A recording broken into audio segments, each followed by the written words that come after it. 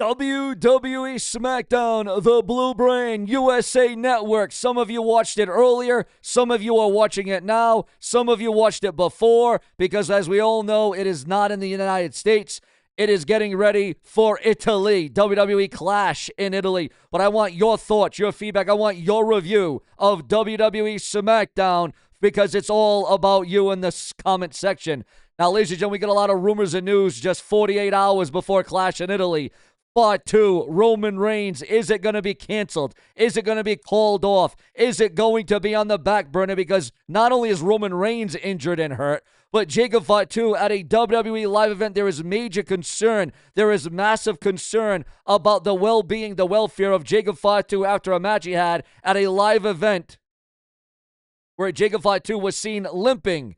And now the WWE is constructing a plan and orchestration on the back burner in case Jacob Fatu can't wrestle, in case he can't compete, that the WWE is going to have to come up with a plan B, that the WWE is going to have to pivot, that quite frankly, the WWE is going to have to go in a completely different direction.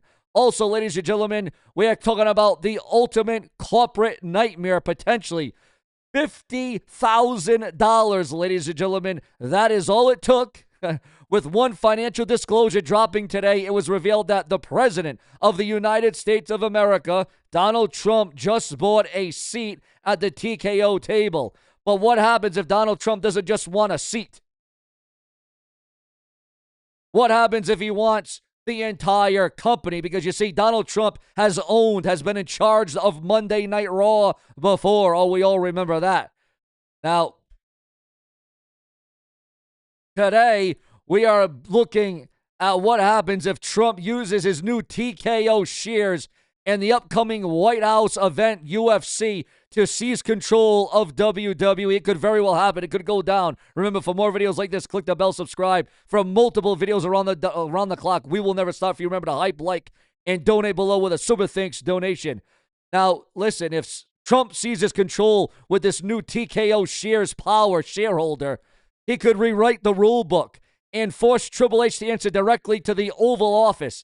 This is the most explosive angle in wrestling history, and we're going to break it down right here on Sean's View Entertainment, where we give you the ultimate experience because we involve each and every one of you because it is all about you at the end of the day. Now, to make this work, we have to start with the real-world facts. We know that Trump bought TKO stock back in March, but it was just reported today. We know that UFC Freedom 250 is happening on the South Lawn of the White House on June the 14th, and that is where the fiction takes over. Imagine if UFC 250 wrapping up. The entire world is watching this historic broadcast. Suddenly, the lights go out on the South Lawn. Heavy corporate stadium music hits, and out walks Triple H. He steps up to the microphone ready to announce a massive WWE crossover event. But before he can even utter a word, the President, Donald Trump, seals flashes on the big screen. A seal flashes. Hail to the chief, plays, and out walks Donald Trump. Trump would then grab the microphone and drop the bombshell on World Wrestling Entertainment and the TKO product. He doesn't just own a few shares, which we learned of today. He has formed a hostile coalition of billionaire TKO board members.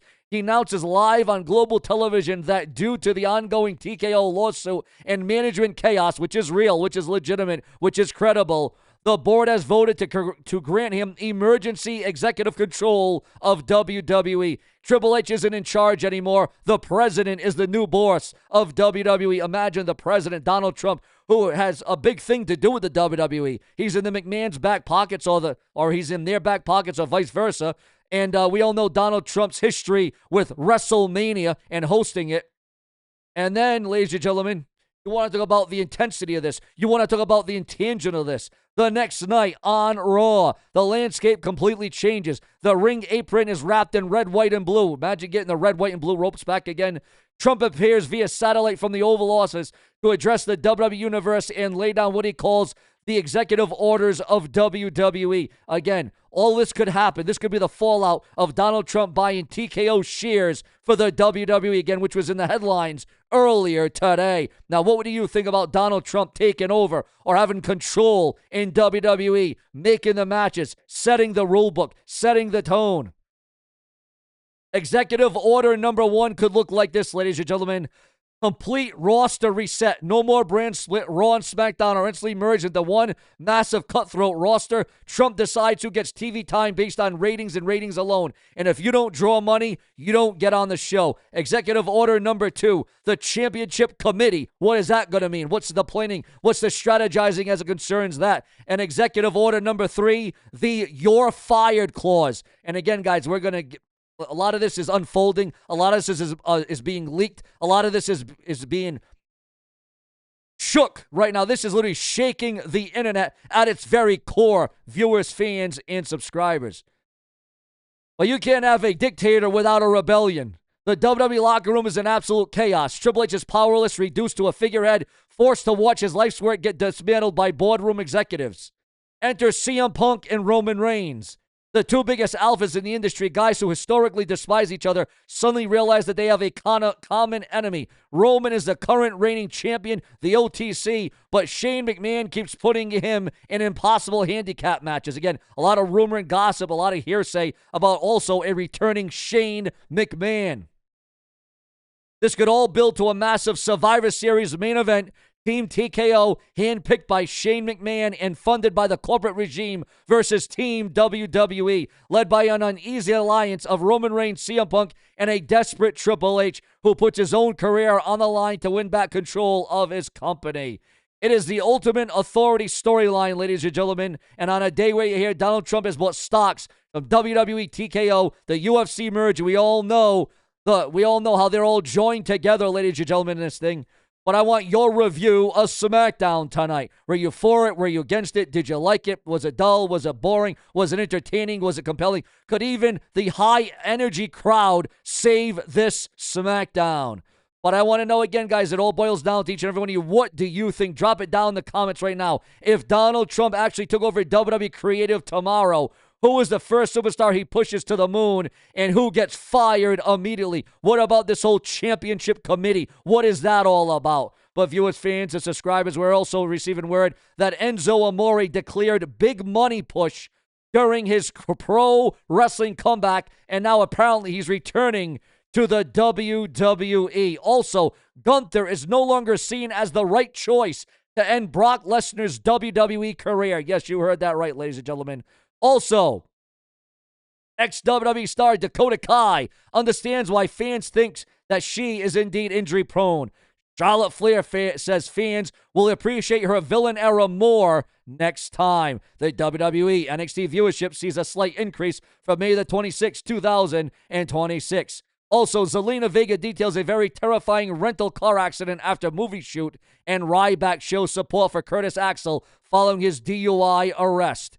Also, viewers, fans, and subscribers, Kit Wilson apologizes after missing WWE SmackDown as Alexa Bliss fires back at a fan questioning her injury selling on the Blue Brand of SmackDown tonight. Your thoughts, your comments, your opinions. This is what the hype is all about. We bring you into the know. We bring you into the... Wait a minute. We got a breaking news update again. At the beginning, at the start of this video, we talked about Jacob Fott 2. Now we got a breaking news update, guys. This is why we do multiple videos a day. Remember to click the bell, subscribe, and also always search up SeanzViewEnt on YouTube. Positive update on Jacob Fott 2's WWE Clash at Italy status. The feeling right now is, even though the injury didn't look too good, and even though it looked like it could have been a bleep on the radar, blockbuster update, it would appear as if the WWE is hoping that Jacob Fott 2 is good to go for Sunday. However, the WWE does have a backup plan just in case that match has to be completely replaced. Your thoughts, your comments, your opinions, your emotions, because if it weren't for you, there certainly would be no Sean View. Subscribe with plenty more to come from the Brash One later, and make sure to always stay tuned.